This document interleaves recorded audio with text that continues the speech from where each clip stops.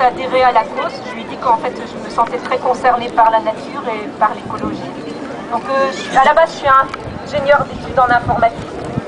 Et depuis quelques années, en fait, j'ai également entamé une formation et une activité en fait en naturopathie. Donc, je ne sais pas si vous connaissez. Donc, la naturopathie, c'est une médecine alternative, donc qui se base sur le soin donc sur la santé par une bonne hygiène alimentaire, une bonne hygiène de vie, utilisation des plantes, des huiles essentielles, des compléments alimentaires.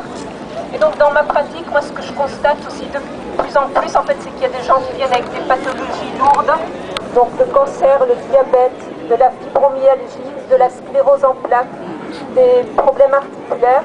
Et donc tout ça, en fait, c'est dû en partie, en tout cas, à de la malbouffe, à un environnement pollué par les produits chimiques, aussi la pollution électromagnétique, en fait, qu'on ne voit pas mais qu'on subit.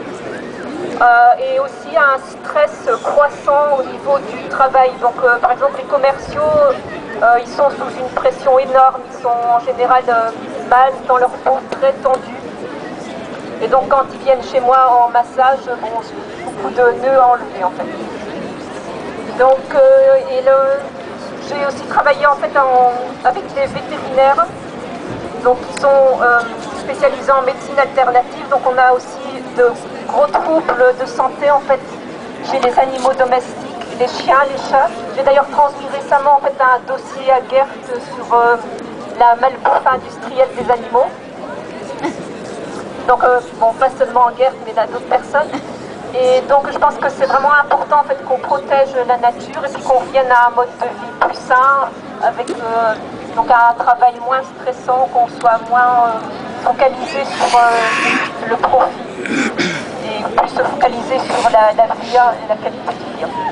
Voilà, donc moi-même j'ai en fait abandonné un boulot d'informaticienne dans une société de services informatiques qui était très bien payée en fait pour pouvoir en tout cas être libre et pouvoir faire ce que j'aime. Voilà, je ne vous garde pas plus longtemps.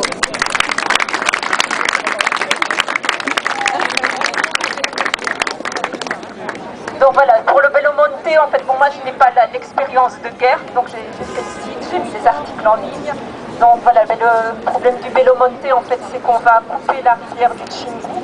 Et donc l'alimentation des Indiens, en fait, en poissons, en faune, elle va être réduite, en fait, l'écosystème, en fait, va être perturbé, en fait, par la mise en place du Belo Monte. Ils vont être déplacés, donc aussi stressés, ce sont des gens qui ne sont pas habitués à notre stress. Ils vont aussi, donc, des maladies qui vont arriver parce qu'ils vont être en contact avec des microbes, des bactéries, des virus auxquels ils ne sont pas habitués. Et puis il y aura aussi une partie, en fait, voilà, de pathologies qui se déclencheront aussi uniquement à cause du stress. Voilà, et donc pour finir, non à Belo Monte. Non. Belo Monte. Non. Belo Monte. Non mais attendez, vous êtes tous endormis là, c'est pas possible. Je crois qu'on vous a distribué des soporifiques là, c'est pas... Belo Monte. Belo Monte. Je vais vous passer la parole dans 2 minutes, je voudrais faire une petite intervention.